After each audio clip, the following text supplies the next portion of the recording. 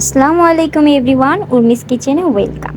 তো আজকে হচ্ছে আমি একটা মজাদার রেসিপি বানাবো। এই রেসিপির নাম কি আমি জানি না, নিজের আইডিয়া থেকে বানিয়েছি। তো চলো শুরু করা যাক। তো প্রথমে হচ্ছে আমি পাস্তা নিয়ে ওইটা হচ্ছে ফুটতে দিয়ে দিলাম, সিদ্ধ হতে দিয়ে দিলাম। আর এর পাস্তার সাথে দিয়ে দিয়েছিলাম হচ্ছে ভুট্টা। তো আমার আজকে ফ্রাইডে ছিল, আমার ছুটির দিন। তো কিছু একটা খেতে ইচ্ছা করছিল, যে কিছু একটা খাবো। তো বাইরে যেয়ে যে খাবো সেই সময়টাও ছিল না। তো যাই হোক, বাসায় বানিয়ে নিচ্ছি। তো কি বানিয়ে নিচ্ছি সেটাই আজকে তোমাদের সাথে আমি শেয়ার করব। তো আমি হচ্ছে পাস্তাটা ভালো করে সিদ্ধ দিতে বসিয়ে দিয়েছি। আর এই মাটির পাতিলটা আমি হচ্ছে নিউ কিনেছি, অনেক শখ করে, আর অনেক সুন্দর। আমার কাছে এটা হচ্ছে 100 টাকা রেখেছে।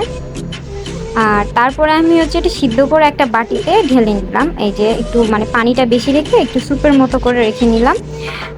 ভালোই সিদ্ধ হয়েছে, কিন্তু আমার একটা ভুল হয়েছে, ভুট্টাটা আরেকটু সিদ্ধ হওয়া দরকার ছিল। তোমরা একটু বেশি করে সিদ্ধ করে নিও।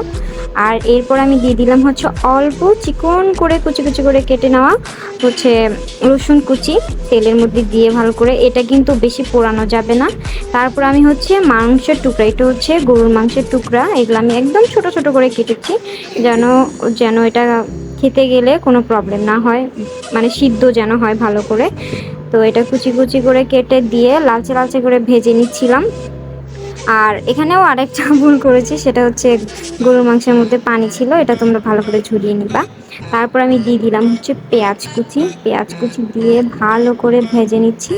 ও আরেকটা কথা, এগুলো কিন্তু বেশি লাল করা যাবে না, অল্প অল্প লাল করতে হবে, মানে বেশি সিদ্ধ করা যাবে না, মানে একটা আছে না পোড়া পোড়া, ওরকম করা যাবে না। তারপর আমি দিয়ে দিলাম হচ্ছে সসেস। আমার চিকেন বাসায় শেষ হয়ে গেছিলো, তাই আমি সসেসটা ইউজ করেছি। এগুলো হচ্ছে আমি সবই অল্প আছে ভেজে নিচ্ছি। সিদ্ধটাও তোমরা ইউজ করতে পারো, কিন্তু আমি একটু ভেজে না নিলে আমার কাছে খেতে ভালো লাগে না। তো এই তো ভাজা হয়ে গেল, আমি একটু পরিমাণ মতো লবণ দিয়ে দিলাম, যেন এগুলোর মধ্যে স্বাদ মতো লবণটা হয়। আর তারপরে আমি সেই পাস্তা আর ওই স্যুপের মতো পাস্তার যে পানিটা ছিল সেটা সহ দিয়ে দিলাম। দিয়ে হচ্ছে এগুলো ভালো করে নেড়ে চেড়ে নিচ্ছিলাম। আমি এতক্ষণ এগুলো দেখে বুঝে গেছো যে আমি কি বানাতে চাচ্ছিলাম। আসলে আমি স্যুপ বানাতে চাচ্ছিলাম। বাসায় সব কিছু ছিল না, কিন্তু আমার বাসায় যতটুকু যা ছিল আমি সেটা দিয়েই চেষ্টা করলাম। আমি এমনই অদ্ভুত জিনিস বানাই আর ট্রাই করি। আর আমার ছোটো ভাইকে দিয়ে ট্রাই করাই, খারাপ হলে ও আর খায়। তো যাই হোক, এরপর আমি হচ্ছে গোলমরিচের গুঁড়া, ধনিয়ার গুঁড়া একটু দিয়ে দিলাম। আর দিয়ে দিলাম হচ্ছে শুকনা মরিচের গুঁড়া, যেটা দিলে একটু ঝাল ঝাল ফ্লেভার আসবে, কিন্তু অনেক ঝাল লাগবে না। আর হচ্ছে ব্যালেন্স করার জন্য আমি এর মধ্যে দিয়ে দিব হচ্ছে একটু চিনি। চিনিটা দিচ্ছি হচ্ছে যেন বেশি ঝালটা না লাগে, মানে সব কিছু ঠিক ঠিক থাকে। তারপরে চিনি দেওয়ার পরে আমি হচ্ছে ভালো করে এটা নেড়ে চিনি নিব। আর একটা বলক দিয়েছি, কারণ আমি বেশি এটা শুকাবো না। আর দেওয়ার পরে এটা আমি সুন্দর করে নামিয়ে নিব। আর এত সুন্দর স্মেল আসতেছিল, মাশাল্লাহ, তোমাদের কি বলবো।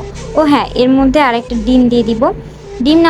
ডিম না দিলে তো স্যুপের কোনো মজাই একটা লাগে না। তো যাই হোক, এটা দিয়ে আমি আস্তে আস্তে নেড়েছি ডিমটা দিয়ে। আর চুলার আঁচ কিন্তু একদম লো আঁচে রেখেছিলাম। নামানোর পর আমি হচ্ছে আর একটু তোমার গোলমরিচের গুঁড়া আর একটু ধনিয়ার গুঁড়া দিয়ে দিলাম। আর দিয়ে দিচ্ছি হচ্ছে একটু মরিচের গুঁড়াটাও। আমার মনে হচ্ছিল এটা দিলে আমার মানে একটু কম কম লাগছিল, তাই দিচ্ছিলাম। আর এখানে দিয়ে দিচ্ছিলাম হচ্ছে একটু ম্যাগি মশলা বা নুডলসের যে মশলাটা থাকে সেইটা। আমি চাচ্ছিলাম জিনিসটা অনেক মজা হোক, স্যুপটা আমি নিজে প্রথম আবিষ্কার করলাম এমন স্যুপ। তো যাই হোক, দিয়ে আমি খুব ভালো করে মানে সুন্দর করে সাজাতে চেয়েছিলাম, যেন একটু দেখতে সুন্দর লাগে। তো যাই হোক, আমার ভয়েসে হচ্ছে কথা আটকে যাচ্ছে, কারণ আমি সহজে ভয়েস দিয়ে ভিডিও বানাই না, অল্পই বানাই। তো যাই হোক, এই দেখো আমার স্যুপটা দেখতে কেমন লাগতেছে, মনে হচ্ছে রামের উপর যেমন অনেকগুলো মরিচ দেয়। তো যাই হোক, তোমরা এটা স্যুপ ভেবে নাও। তো এটা স্যুপটা করার পর আমি এখন একটু ভিডিও শর্ট টট নিয়ে নিলাম।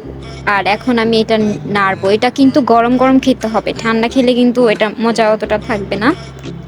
আমার মতো যারা হচ্ছে হুটহাট মুড চেঞ্জ হয় যখন যেটা খেতে ইচ্ছা করে, এভাবে কিন্তু বানিয়ে খেতে দেখো মাশাআল্লাহ কি সুন্দর লাগছে দেখতে, কখনোই মানে বোঝাই যাচ্ছে না যে না এটা স্যুপ না।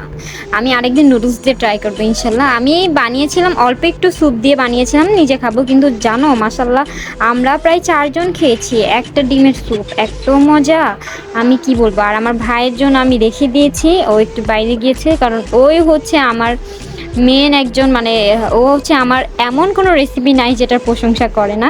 যাই হোক, আর মজা হয় দেখেই মনে হয় প্রশংসা করে। তোমরা কিন্তু এইটা বাসায় অবশ্যই বানাবা, ট্রাই করে বলবা কেমন লাগতেছে।